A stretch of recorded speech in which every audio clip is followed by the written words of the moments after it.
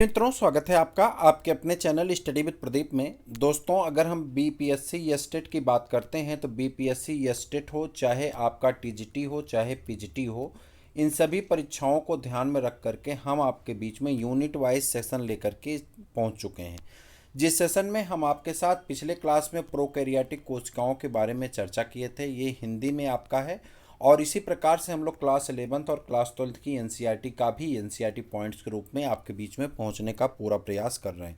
हिंदी में उसका practice paper, Hindi में सारी चीज़ें, यानी पीजीटी के लिए जितना भी मटेरियल है इसी जून तक एक बार उसे कंप्लीट कर देंगे। यानी टीआरई 3 में भी आपका काम देगा और टीआरई 4 में भी आपका काम देगा। चलिए स्टार्ट करते हैं। पहले यूकैरियोट को एक बार हम समझते हैं, फिर आगे की दिशा में बढ़ते हैं।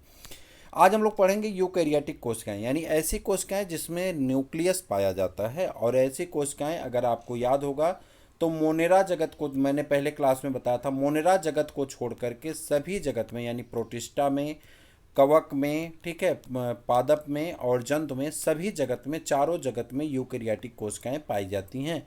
यानी सभी प्रोकैरियोटिक कोशिकाओं को कहाँ रखा गया? मोनेरा जगत के अंतर्गत रखा गया है।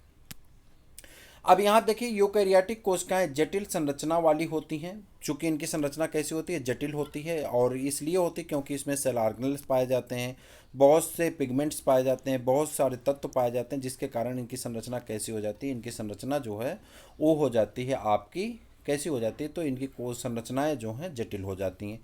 जीव जगत में अधिकांश जीवों में इसी प्रकार की कोशिकाएं पाई जाती हैं। मैंने बताया ना, अधिकांश मतलब एक मोनेरा को छोड़ करके बाकी सभी में इसी प्रकार की कोशिकाएं पाई जा रही। आपने देखा, मोनेरा को छोड़ करके बाकी सभी में इसी प्रकार की कोशिकाएं आपको देखने को मिल रही। इसका मतलब है कि इस तरह की कोशिकाएं आपको ज़्यादा देखने को मिलेंगी। ठीक है, आगे बढ़ते हैं। कह रहा है कि इन कोशिकाओं में सुस्पष्ट केंद्रक होता है। यानी इसमें केंद्रक क्या होता है?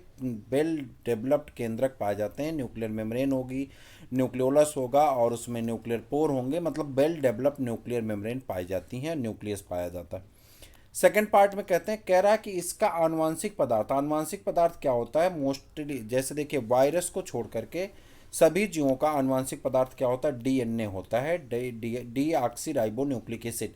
तो इसका जो डीऑक्सीराइबो न्यूक्लिक एसिड आनुवांशिक पदार्थ है, ये कलर क्यों नहीं सही आ रहा है? जो आनुवांशिक पदार्थ है वह आनुवांशिक पदार्थ कैसा होता है? कौन सा कलर ले लें? यहाँ से ले लेते हैं रेड वाला, देखते हैं अच्छा आना चाहिए। कह रहा आनुवांशिक पदार्थ कैसा होता है? न्यूक्लिक अम्ल डीएनए होता है। कौन होता है? डीएनए। और ये एक प्रोटीन से जुड़ा होता है, जिस प्रोटीन कैसा होता है? क्षारीय होता है। प्रोटीन का जो नेचर होता है वो कैसा होता है? क्षारीय होता है। तो जब क्षारीय नेचर की प्रोटीन होती है तो उसे हम लोग क्या कहते हैं? क्षारीय नेचर की जो प्रोटीन पाई जाती है उसी को हम लोग कहते हैं हिस्टोन प्रोटीन। कौन सी प्रोटीन कहते हैं? Histone protein. उसके बाद से मिलकर के बना न्यूक्लियो प्रोटीन का तंतु पाया जाता है। कह रहा है कि इसका जो तंतु होता है न्यूक्लियो प्रोटीन कहते हैं, और वो किससे बना होता है? डीएनए से। और क्षारीय प्रोटीन हिस्टोन से मिलकर के बना होता है। डीएनए और क्षारीय प्रोटीन हिस्टोन से मिलकर के बना होता है, जिसे न्यूक्लियो प्रोटीन के नाम से जानते हैं। आनुवांशिक पदार्थ केंद्रक झिल्ली द्वारा कोशिका द्रव्य से अलग रहता है। कह रहा जो डीएनए है वो आनुवांशिक पदार्थ कोशिका द्रव्य से अलग रहता है। उसके बाद कोशिका द्रव्य में एंडोप्लाज्मिक रेटिकुलम, जो कोशिकांग है, एंडोप्लाज्मिक रेटिकुलम, गाल्जी काय, माइटोकॉन्ड्रिया, क्लोरोप्लास्ट, लाइसोसोम, माइक्रोबॉडीज और झिल्ली युक्त कई कोशिका अंगक पाए जाते हैं। इनके बारे में हम लोग आगे चर्चा करेंगे, एक एक के बारे में पूरा डिटेल में चर्चा करेंगे। अगर मैं आपको पीडीएफ बताऊं तो पीडीएफ आप देखेंगे तो आप समझ जाएंगे कि इसमें हर एक टॉपिक मेंशन है। और अगर आपको ये पीडीएफ चाहिए तो आप इस नंबर पे व्हाट्सअप करके इस पीडीएफ को मंगा सकते हैं, जो कि निःशुल्क है। जुलाई तक ये सभी मटेरियल्स आपके लिए निःशुल्क हैं। आप जुलाई तक मिल करके इसे ले सकते हैं। पूरा मई और पूरा जून ये निःशुल्क आपको मिलेगा। अभी आपका अप्रैल महीना चल रहा है, आप जब चाहें तब मंगा सकते हैं इसी नंबर पे व्हाट्सअप करके। उसके बाद आगे बढ़ते हैं। कह रहा प्रोकैरियोटिक और यूकैरियोटिक कोशिकाओं में अंतर, दोनों में differentiate between prokaryote and eukaryote. अब इसके बारे में अंतर पता करते हैं और क्या इसका अंतर है, इस पे भी एक नज़र डालते हैं। ठीक है, तो इसका देखते हैं विशेषताएं। प्रोकैरियोटिक कोशिकाएं, यूकैरियोटिक कोशिकाएं। अगर हम प्लाज्मा झिल्ली की बात करते हैं, यानी सेल प्लाज्मा मेम्ब्रेन की बात करते हैं, तो प्लाज्मा मेम्ब्रेन जो है इसकी कैसे होती है? उपस्थित रहती है। और यूकैरियोटिक कोशिका में भी क्या होती है? प्लाज्मा मेम्ब्रेन पाई जाती है। कोशिका भित्ति की बात करते हैं तो इसकी कोशिका भित्ति कैसी होती है? इसकी कोशिका भित्ति महीन होती है। इसकी कोशिका भित्ति कैसी होती है? महीन होती है। अमीनो शुगर और म्यूरेमिक अम्ल से बनी होती है, या इसी को पेप्टिडोग्लाइकान लिख करके देता है। पेप्टिडोग्लाइकान, तो पेप्टिडोग्लाइकान की बनी होती हैं। प्राणी कोशिका में अनुपस्थित पादप कोशिकाओं में उपस्थित तथा सेलुलोज की बनी होती। कह रहा है कि प्राणी कोशिकाओं में नहीं पाए जाते हैं, पादप कोशिकाओं में भी अनुपस्थित होती हैं, लेकिन एक किसकी बनी उपस्थित होती हैं पादप कोशिकाएं में सेलवाल। जंतु कोशिकाओं में तो नहीं पाया जाता, लेकिन पादप कोशिकाओं में पाई जाती हैं। किसकी बनी होती हैं? प्लांट में। अगर प्लांट की बात करें तो प्लांट में पादप कोशिकाओं में किसकी बनी होती हैं? तो ये बनी होती हैं सेलुलोज की। किसकी बनी होती हैं? सेलुलोज की बनी होती हैं। वहीं पे अगर हम बात करते हैं किसकी, अगर हम बात करते हैं फंजाई की, तो फंजाई में किसकी बनी होती हैं? तो आप कहेंगे काइटिन की बनी होती है। किसकी बनी होती है? काइटिन की बनी होती हैं। याद रखिएगा, प्रश्न पूछे जाते हैं।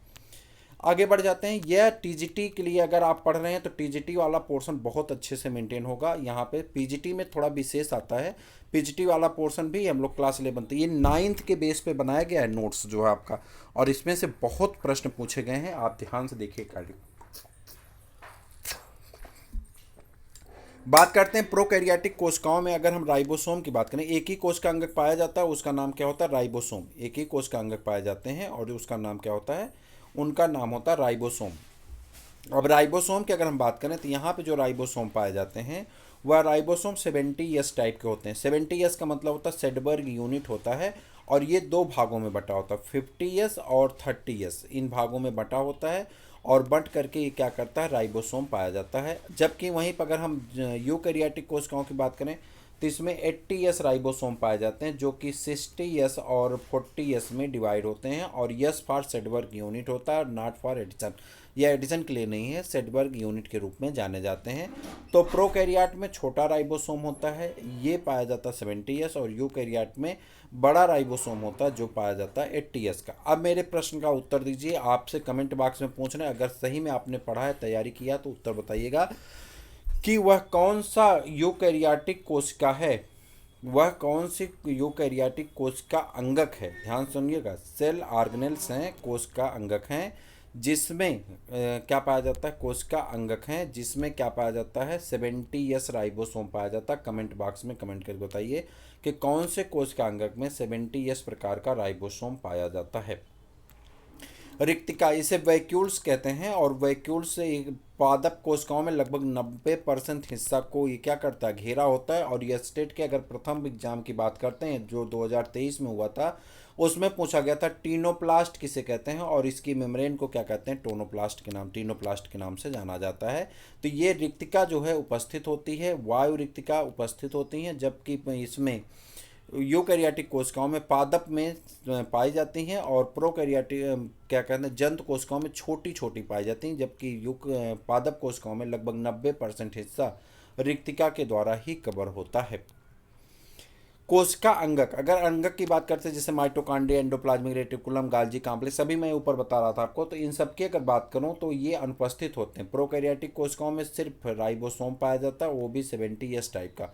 जबकि यूकैरियोटिक कोशिका की बात करें तो जो भी पाया जाता है यूकैरियोटिक कोशिका के अंतर्गत की अगर बात करें तो उपस्थित होता है, और सभी कोशिका अंगक पाए जाते हैं, चाहे प्लांट सेल हो चाहे एनिमल सेल हो। आगे बढ़िए, प्लांट सेल एनिमल सेल में भी आपको डिफरेंस देखने को मिलेगा, लेकिन अभी हम लोग बेसिकली एक एक क्रम पे आगे बढ़ रहे हैं।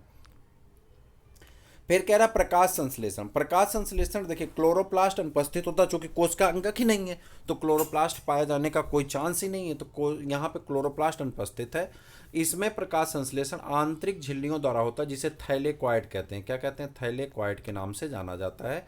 तो उसके माध्यम से यहाँ पे प्रकाश संश्लेषण की क्रिया संपन्न होती है प्रोकैरियोट में। वहीं पे अगर हम यूकैरियोट की बात करें तो क्लोरोप्लास्ट द्वारा प्रकाश संश्लेषण होता है, चूंकि यहाँ पे क्लोरोप्लास्ट उपस्थित होता है। आपको बताना है डेजर्ट प्लांट, जो रेगिस्तानी पौधे होते हैं। दूसरा प्रश्न हम आपसे पूछ रहे हैं, पहला प्रश्न तो पूछ चुके थे, दूसरा प्रश्न पूछ रहे हैं कि जो डेजर्ट प्लांट होते हैं, रेगिस्तानी पौधे होते हैं, इन पौधों की अगर हम बात करें तो इन पौधों में प्रकाश संश्लेषण डार्क रिएक्शन होता है कि लाइट रिएक्शन होता है? आपको ये कमेंट करके बताना है, लाइट रिएक्शन पाया जाएगा कि डार्क रिएक्शन। आगे बढ़ते हैं, अगला प्रश्न आपके सामने है। यहाँ पे कह रहा है कि केंद्रक, अगर अब न्यूक्लियस की बात करते हैं तो केंद्रक मतलब न्यूक्लियस की अगर बात करें तो ये कह रहा केंद्रक प्रारंभिक अवस्था में केंद्रक कला उपस्थित होती है। कह रहा प्रारंभिक अवस्था में केंद्रक पाए जाते हैं और केंद्रक कला अनुपस्थित होती है, यानी केंद्रक झिल्ली नहीं पाई जाती है। यहाँ पे केंद्रक उपस्थित होते हैं, केंद्रक कला भी उपस्थित होती है। आनुवांशिक पदार्थ की अगर बात करते हैं, जो जिससे हम जेनेटिक मटेरियल कहते हैं, कुछ ऐसे हमारे मटेरियल्स होते हैं डीएनए और आरएनए। ये जेनेटिक मटेरियल डीएनए होता है यहाँ पे प्रोकैरियोट से लेकर के जितने सेलुलर ऑर्गेनिज्म है और ह्यूमन बीन तक। तो यहाँ पे जो जेनेटिक मटेरियल होता है डीएनए, ये जो है इसका प्रोकैरियोट का वृत्ताकार होता है। कैसा होता है? वृत्ताकार होता है और ये गुणसूत्र के रूप में पाए जाते हैं। वहीं पे एक से अधिक गुणसूत्र जो केंद्रक में स्थित रहते हैं। कसाब, कसाब मतलब फ्लैजिला, ये तैरने वाला अंग होता है, इसे फ्लैजिला कहा जाता है। ठीक है। बैक्टीरिया को बांटा गया, उस पिछले क्लास में मैंने बताया था, एट्राइकस, मोनोट्राइकस, लोपोट्राइकस, एम्फीट्राइकस और एम्फीलोबोट्राइकस, पेरीट्राइकस, 6 तरह के फ्लैजिला के पाए जाने के आधार पर बैक्टीरिया को बांटा गया। पिछले क्लास में हमने आपके साथ चर्चा किया था। बैक्टीरिया स्पेशल टॉपिक के तौर पे पढ़ेंगे, जब पीजीटी का पढ़ेंगे तो वहाँ पे हम उसको आपको बताएंगे। प्लांट वाला जब पीजीटी बॉटनी पढ़ेंगे तो उसमें पूरा डिटेल बताएंगे। यहाँ पे सेल पढ़ रहे हैं तो बेसिकली चीज़ों को हम आपके साथ डिस्कस कर रहे हैं। कह रहा कसाब में जो उप सूक्ष्मदर्शी से अगर देखा जाता है 9+2 की तिर्यक संरचनाएं नहीं पाई जाती, जबकि यहाँ पे 9+2 का अरेंजमेंट पाया जाता है। श्वसन एंजाइम, श्वसन एंजाइम की बात करते हैं, प्लाज्मा झिल्ली पर होती हैं, माइटोकॉन्ड्रिया में उपस्थित होती हैं। कोशिका द्रव्य गतियाँ, कोशिका कैसे गतियाँ करती हैं? प्रायः अनुपस्थित होता है, जबकि यहाँ पे कोशिका द्रव में गतियाँ पाई जाती रहती हैं। इसका उदाहरण है बैक्टीरिया। और कई बार प्रश्न आपको फंसा देता है, चूंकि नाम में लिखा गया है शैवाल, BGA, ब्लू ग्रीन एल्गी, ये बैक्टीरिया होता है, इसे रट्टा मार लीजिए। BGA कभी गलती से मतलब साइनो बैक्टीरिया, इसको साइनो बैक्टीरिया के नाम से जानते हैं, साइनो बैक्टीरिया के नाम से जानते हैं। कभी गलती से इसे जो है एल्गी में मत लगा दीजिएगा। नाम में इसके एल्गी, बहुत से ऐसे ऑर्गेनिज्म होते हैं जिनके नाम में वह शब्द होता है। जैसे बहुत से ऐसी मछलियाँ होती हैं जिनके नाम में वही लिखा है, जैसे क्रेफिश है। ठीक है। उसके बाद ये क्या कहते हैं, जो झींगा मछली होता है, तो पैलियामान है। ये ऐसे बहुत सी मछलियाँ होती हैं जिनके नाम में मछलियों के नाम है लेकिन वो कीट हैं, तो उससे बचना पड़ेगा आपको। ठीक है। तो वही चीज़ यहाँ पे इसके नाम में एल्गी है लेकिन ये एल्गी नहीं है। आगे बढ़िए। प्रोटोजोआ, शैवाल और पादप, ये सभी क्या होते हैं? यूकैरियोटिक कोशिका के अंतर्गत आते हैं। चलें, यूकैरियोटिक कोशिका की संरचना, कोशिका संरचना पढ़ लेते हैं और उसके बाद जो है कोशिका द्रव्य वाला हिस्सा अलग से पढ़ेंगे। तो कोशिका संरचना पे एक नज़र डालते हैं। कोशिका के आकार, आकार और प्रकार पे बात करते हैं। इसकी हेडिंग बोल्ड नहीं की गई है, बाकी पीडीएफ के हेडिंग आपको बोल्ड करके मिलेंगे। अधिकांश कोशिकाओं का व्यास 0.1 माइक्रोन तथा 20 माइक्रोन तक होता है, यानी कोशिकाएं जो होती हैं 0.1 माइक्रोन से लेकर के 20 माइक्रोन के बीच में पाई जाती हैं। कोशिका अंगक तथा कोशिका द्रव्य घटक इनमें से अधिक छोटे होते हैं। इन्हें मिली माइक्रोन, नैनो माइक्रोन और एंगस्ट्रॉम में मापा जाता है। तंत्रिका तंत्र की कोशिकाएं 90 से 100 मीटर तक होती हैं। शुतुरमुर्ग का अंडा 170 माफ करिएगा 170 मिलीमीटर लंबा होता है। जो इम्पॉर्टेंट है, जो एग्जाम में पूछा जाए, चूँकि ये तो आपके पूछे जाते हैं, एनसीईआरटी में दिया गया है। आगे देखिए, कह रहा है एसिटिब्लोरिया, एक कोशिकी शैवाल, एक कोशिकी शैवाल है एसिटिब्लोरिया, जो कि प्रोटिस्टा का मेंबर है, एक कोशिकी है, की लंबाई 10 सेंटीमीटर होती है। और ये तथा दूसरे कोशिकी शैवालों जैसे कि कैलेरपा से की कुछ प्रजातियों की लंबाई 1 मीटर तक होती है। ठीक है। आगे बढ़ जाइए। कोशिका की आकृति, कोशिका किस प्रकार की होती है? कैसे संरचना होगी? लाल मतलब गोल, नीली, गोल, चतुर्भुज के आकार की, पंचभुज के आकार की, या वृत्ताकार होगी, अंडाकार होगी, घनाकार होगी, कैसी होगी? तो यहाँ पर दिया गया है कि जो कोशिकाएं होती है फंक्शन के आधार पे इनकी संरचनाओं में अंतर देखा जाता है।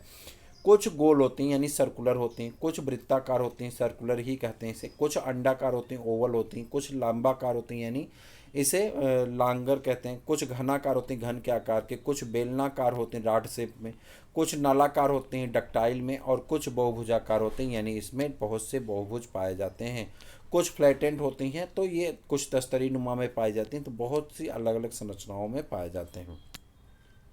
जीवद्रव्य, जीवद्रव्य की बात करें, हक्सले ने जीवद्रव्य को जीवन का भौतिक आधार कहा। प्रश्न पूछा जा चुका है, हक्सले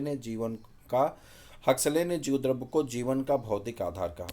डुजार्डिन ने 1835 में जीवद्रव्य को सारकोट का नाम दिया। डुजार्डिन ने 1835 में जीवद्रव्य को किसका नाम दिया? सारकोट का नाम दिया। पुरकिंजे ने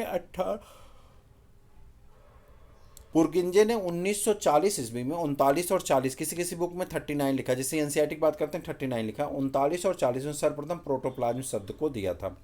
ह्यूगो वान मॉल जो हैं ये पादप कोशिका में जीवद्रव्य का वर्णन किया और महत्व की व्याख्या भी की। मैक्स सुल्ज ने 1861 ईस्वी में जीवद्रव्य को प्रस्तुत किया। जीवद्रव्यवाद कहते हैं, प्रोटोप्लाज्मिक थ्योरी कहते हैं। इनके अनुसार समस्त जीवधारियों की शरीर में जीवद्रव्य की बनी इकाइयाँ होती हैं जो सभी पेड़ पौधों जंतुओं के मूल रूप से जीवित रखने में मदद करती हैं। जीवद्रव्य के जैविक गुण। यद्यपि जीवद्रव्य कार्बनिक तथा अकार्बनिक यौगिकों का मिश्रण है, तथापि इसकी कुछ अनेक विशेषताएं हैं।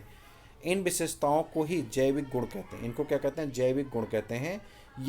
गति युवा चलन, पोषण, उपापचय, श्वसन, उत्सर्जन, सचेतन मतलब सेंसिटिविटी, उत्तेजनशीलता, एक्साइटमेंट, वृद्धि यानी ग्रोथ, जनन, ये सभी किसके कारण होते हैं?